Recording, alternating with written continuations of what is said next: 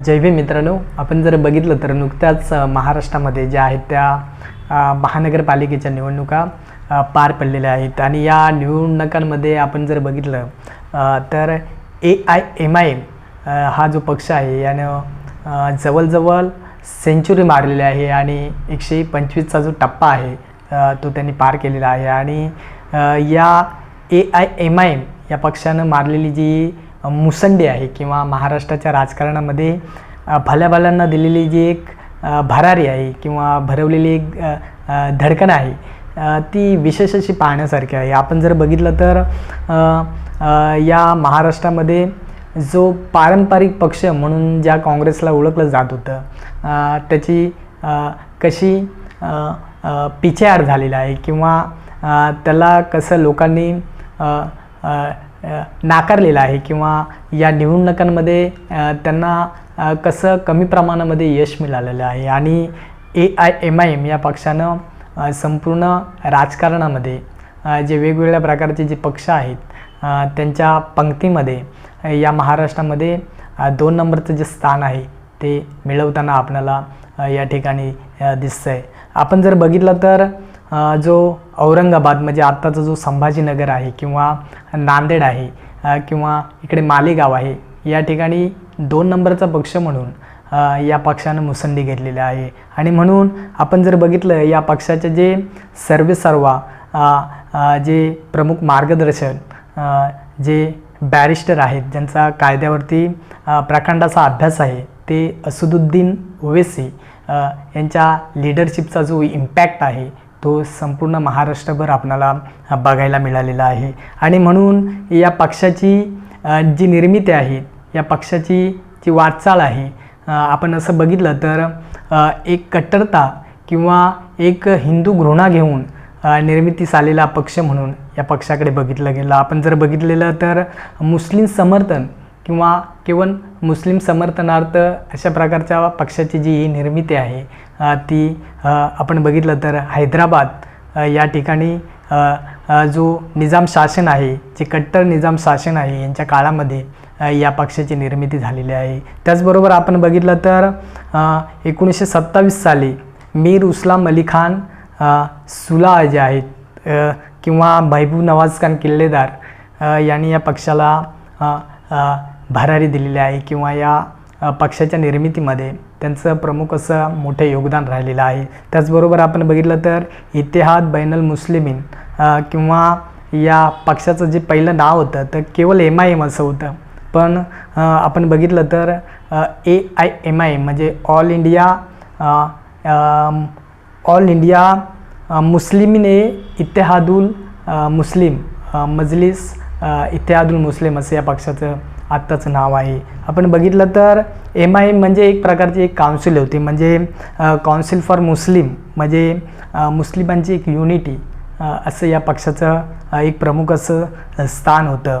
1938 साली बहादूर शरजंग यांनी मुस्लिम कट्टरतेमधून या पक्षाची निर्मिती केलेली असं म्हटलं जातं. त्याचबरोबर मुस्लिम लीग जे आहे ती किंवा जे बॅरिस्टर अली जिना जे होते किंवा मोहम्मद इक्बाल यांच्या पंक्तीमध्ये या पक्षाची त्यावेळेला गिनती झालेली होती. आपण बघितलं तर पाकिस्तान निर्मितीमध्ये यांचं प्रचंड मोठं योगदान राहिलेलं आहे. त्याचबरोबर इस्लामीकरण म्हणजे इस्लामिक कट्टरता निर्माण करण्यामध्ये या लोकांनी फार मोठी भूमिका बजावलेली आहे. त्याचबरोबर आपण बघितलं तर जो हैदराबाद होता जे हैदराबाद निजाम शासन होतं ते पाकिस्तानात सक्रिय व्हावं यासाठी देखील त्यावेळेला कित्येक प्रयत्न झालेले आहेत आणि 1944 साली अलीगड कासिम रिझवी जे आहेत यांची जी फौज आहे राजाकारी फौज यांना म्हणजे मुस्लिमीकरण करण्याची जी इच्छा होती किंवा जे ट्रान्सफॉर्मिंग होतं ते महत्त्वाची भूमिका यामध्ये बजावताना दिसतं आणि म्हणून राजाकारी कट्टरता म्हणून या MIM पक्षाकडे बघितलं जात होतं. 1948 साली ही जी कट्टरता आहे ते आपण बघितलेली आहे किंवा MIM कासिम रिझवी जे आहेत 1957 साली अब्दुल वाजिद ओवैसी यांचे जे दादा आहेत किंवा सलाउद्दीन ओवैसी यांचे जे आत्ताचे सुपुत्र आहेत ते असदुद्दीन ओवैसी, अशा प्रकारे या पक्षाचं जे पुढे हस्तांतरण ट्रान्सफॉर्मेशन झालेलं आहे. आणि 2008 साली बॅरिस्टर असदुद्दीन ओवैसी यांनी या पक्षाची प्रमुख अशी भूमिका बजावलेली आहे. आणि आज या पक्षाचं जे नाव आहे ते AIMIM म्हणजे ऑल इंडिया मजलिस इत्तेहादुल मुस्लिमीन असं या पक्षाचं नाव.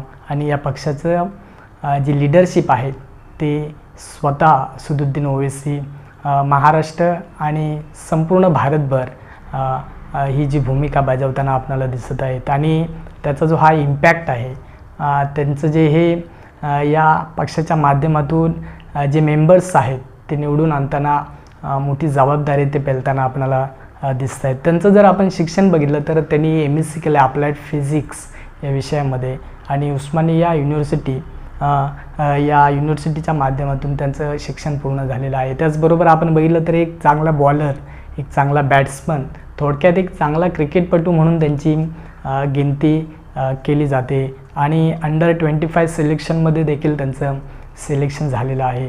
त्याचबरोबर आपण बघितलं तर ते बॅरिस्टर किंवा त्यांचा कायद्यामध्ये प्रचंड मोठा अभ्यास म्हणून ते ओळखले जातात.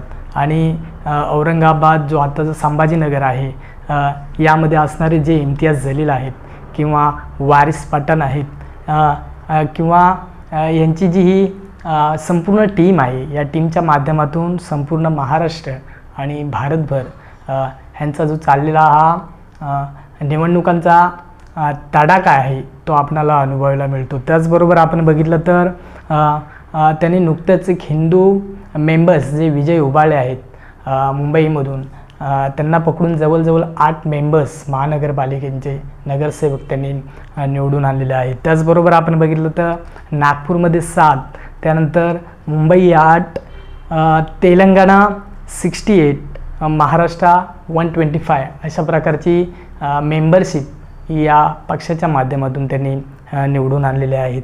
किंवा एवढे नगरसेवक त्यांचे आपल्याला बघितलं तर स्थानिक स्वराज्य संस्थांमध्ये निवडून येताना दिसलेले आहे. त्याचबरोबर नुकतंच 21 वर्षीय जी सहर शेख आहे, तिनं नुकतंच TV वरती एक मोठं वाक्य केलं आहे की कैसे हराया, ती देखील मुंब्रा या ठिकाणाहून, मुंबई या ठिकाणाहून निवडून आलेले आहेत. आणि संभाजीनगरमध्ये 33 नगरसेवक, मालेगावमध्ये 21 नगरसेवक आणि नांदेडमध्ये 15 नगरसेवक अशी मोठी मुसंडी यावेळी AIMIM पक्षानं महाराष्ट्रामध्ये दिलेलं आहे.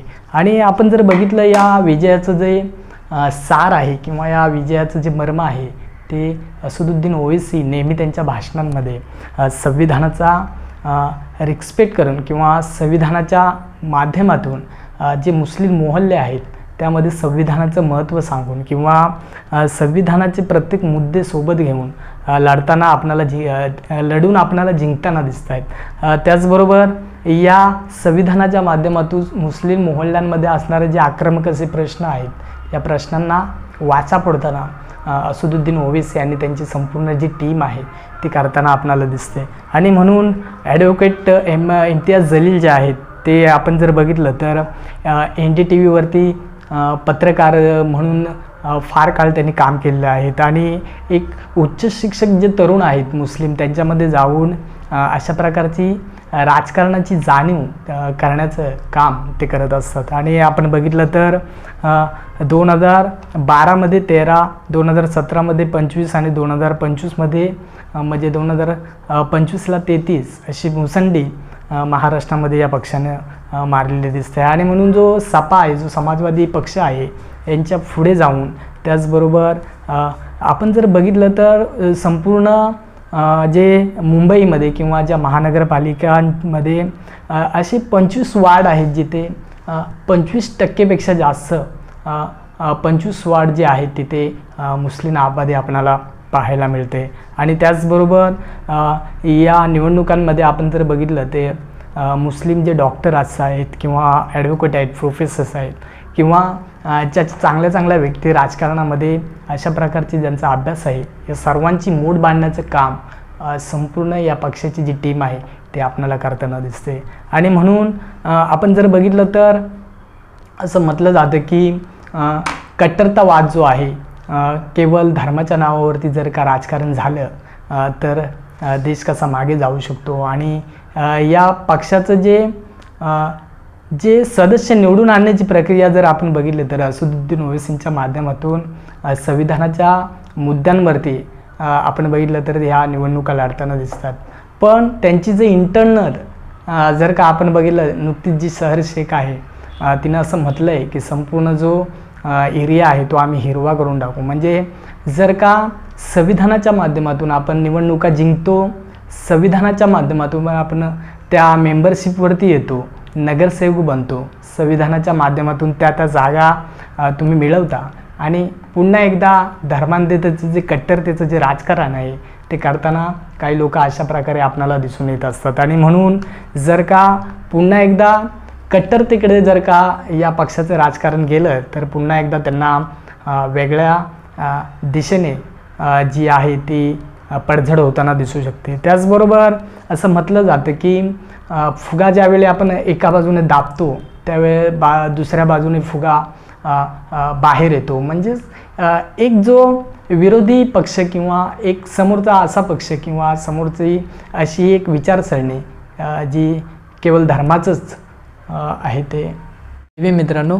तर आपण बघितलं तर ज्यावेळी हिंदू कट्टरता ज्यावेळी काही पक्ष भारतीय जनता म्हणून लोकांची मतं घेतात आणि हिंदुत्वाचं राजकारण करतात, त्यावेळी अशा प्रकारचे कट्टरतावादी जे मुस्लिम पक्ष आहेत ते उदयाला येण्याची दाट शक्यता असते आणि ते तशा प्रकारे पुढे आलेले आपल्याला बघायला मिळतं. आणि म्हणून ज्यावेळी आपण भारतीयत्वेची मतं घेतो, ज्यावेळी आपण भारतीय जनता म्हणून सर्व लोकांची मतं घेतो आणि अशा प्रकारे धर्माचं राजकारण करतो, त्यावेळी आपण देशाला मागे घेऊन जायचं काम करत असतो. आणि मला या व्हिडिओच्या माध्यमातून हे देखील सांगायचं आहे, जी सहर शेख जिनं नुकतंच 21व्या वर्षामध्ये नगरसेवक म्हणून राजकारणामध्ये भरारी घेतलेली आहे किंवा एंट्री केलेली आहे, तिला ज्यावेळी एका न्यूज अँकरने विचारलं की संविधानाच्या बाबतीमध्ये तुमचं मत काय, त्यावेळी ती जी आहे ती स्पष्ट अशी भूमिका घेताना दिसत नव्हते. आणि म्हणून त्यांचे जे लीडर्स आहेत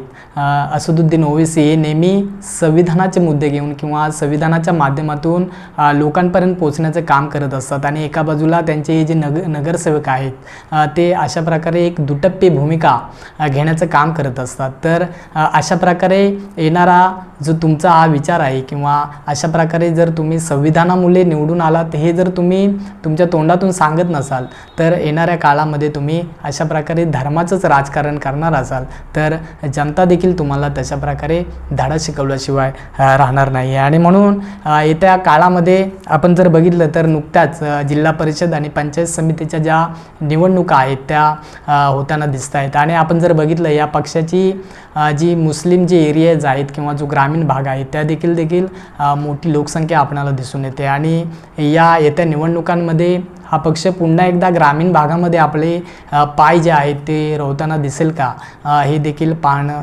आपणाला एकदम इंटरेस्टिंग असेल. त्याचबरोबर विदर्भ असेल, मराठवाडा असेल, पश्चिम महाराष्ट्र असेल आणि कोकणचा जो एरिया असेल त्या भागामध्ये देखील या पक्षाची जी भूमिका आहे ती कशा प्रकारे निर्णायक ठरते का हे देखील पाहणं आपल्याला महत्त्वाचं असेल. आणि म्हणून ज्याने भारतीय या नावाने लोकांची मतं घेतली पण भारतीय म्हणून लोकांना रिप्रेझेंटेशन दिलं नाही किंवा भारतीय म्हणून प्रत्येक समूहाला त्यांना आपल्या पक्षामध्ये ज्यांनी स्थान दिलं नाही त्या लोकांनी अशा प्रकारची जी कट्टरता आहे ते निर्माण केलेले आपल्याला दिसून येते. आणि म्हणून जे मुस्लिम या नावाने जे पक्ष काढतात ते मुस्लिम असून देखील हिंदूंना देखील आपण या पक्षामध्ये या निवडणुकांमध्ये त्यांनी उभं केलेलं आपल्याला दिसून येतं. आणि म्हणून प्रत्येकाने आपण भारतीय जे लावतो ते खरोखर भारतीय आहोत का याचं देखील येणाऱ्या काळामध्ये परीक्षण करणं फार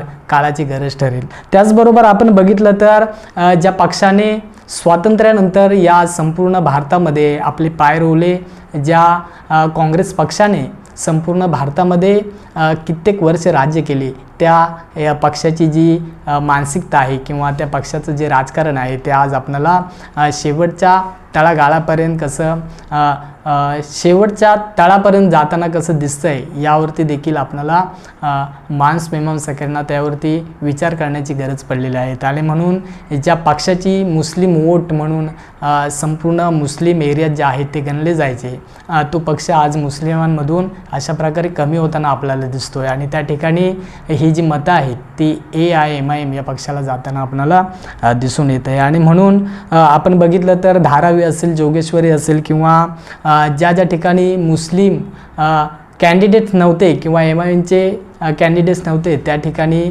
मुस्लिम लोकांनी देखील शिवसेनेसारख्या किंवा उद्धव ठाकरे असतील किंवा महाविकास आघाडीमधले जे पक्ष आहेत त्यांना देखील वोटिंग केलेलं आहे हे आपण त्या ठिकाणी बघतोय. आणि म्हणून विकास हा नेहमी माणसांचा असतो, विकास हा नेहमी विचारांचा असतो, विकास हा नेहमी माणसाशी माणसानं कसं वागावा यासाठी केलेल्या कृतींचा असतो. आणि ज्या ठिकाणी माणसांचा विकास नसेल, ज्या ठिकाणी माणसांची वैचारिक पातळी ही माणसामध्ये भेद करणारी असेल, ज्या ठिकाणी अशा प्रकारच्या निवडणुका जिंकून माणसांमध्ये युद्धाची परिस्थिती निर्माण करणारी जर का आपली मानसिकता असेल तर खरोखर आपण त्याला विकास म्हणू का यावरती देखील आपल्याला स्वतःला एक अभ्यास करावा लागेल. आणि म्हणून ज्या ज्या लोकांनी काँग्रेसमुक्त भारत अशा प्रकारे एका बाजूने फुगा दाबला आणि तोच फुगा दुसऱ्या बाजूने बाहेर आला, यावरती आपल्याला जर का आपण बघितलं तर MIMची जी आजची स्थिती आहे किंवा MIMनी मारलेली जी ही मुसंडी आहे ते आपल्याला दिसून येते. आणि म्हणून येणाऱ्या काळामध्ये जे लोक या भारताचा विचार करतात, जे लोक संविधानाच्या धर्मनिरपेक्ष विचाराचा विचार करतात, त्या लोकांना, ज्या लोकांना समाजवाद आवडतो, ज्या लोकांना हा भारत एकसंघ राहावा असं वाटतं, ज्या लोकांना या संविधानाच्या माध्यमातून त्यांच्या लोकसंख्येमध्ये असणाऱ्या प्रत्येक प्रतिनिधींना त्यांचं जे संविधानाने दिलेलं जे मूल्य आहे, संविधानाने दिलेल्या ज्या जबाबदाऱ्या आहेत किंवा संविधानाच्या माध्यमातून मिळणाऱ्या ज्या नोकऱ्या आहेत या अबाधित ठेवायच्या असतील तर या समाजवादी किंवा धर्मनिरपेक्ष लोकांनी एकत्र येऊन पुन्हा एकदा एक नवी उभारी घेणं किंवा पुन्हा एकदा नवसंजीवनी निर्माण करणं, तरच हा देश आपला पुढे जाईल. हिंदू आणि मुसलमान एका बाजूने हिंदूंचा फुगा दाबला तर तो पुन्हा मुसलमान जो आहे तो फुगा बाहेर येतो. आणि म्हणून धर्मांधतेच्या या राजकारणामध्ये कृपया आपला जो भारत आहे तो कोणत्याही प्रकारे वाया जाणार नाही याची काळजी येणाऱ्या काळामध्ये आपल्याला घ्यावी लागेल. संविधानानं इथल्या प्रत्येक व्यक्तीला, प्रत्येक माणसाला, प्रत्येक पक्षाला आपलं जे मत आहे, अमूल्य मत, ते तुमच्या मनाला वाटेल किंवा तुमच्या संवेदनशील विवेकाला वाटेल त्या व्यक्तीला तुम्ही देऊ शकता. पण त्या मतांमधून अशी कट्टरता निर्माण होणार असेल, त्या मतांमधून असं धर्मामध्ये वितुष्ट निर्माण होणार असेल, त्या मतांमधून देश बरबादीकडे जाणार असेल तर येणाऱ्या काळामध्ये आपणाला विचार करावा लागेल. आणि पुन्हा एकदा जे संविधानाच्या माध्यमातून निवडून आले, ज्यांनी संविधानाच्या माध्यमातून आपल्या जागा पटकवल्या, त्या सर्वांना या लोकशाहीच्या संपूर्ण उत्सवामधून ज्यांनी चांगल्या प्रकारे लोकांची मतं घेऊन जे लोक निवडून आले त्या सर्वांना या ठिकाणी पुन्हा एकदा मंगलकामना व्यक्त करतो. आणि तुम्हा सर्वांना या ठिकाणी या व्हिडिओच्या माध्यमातून तुम्हा सर्वांची रजा घेतो. सर्वांना पुन्हा एकदा जय भीम करतो आणि या ठिकाणी रजा घेतो. जय भीम.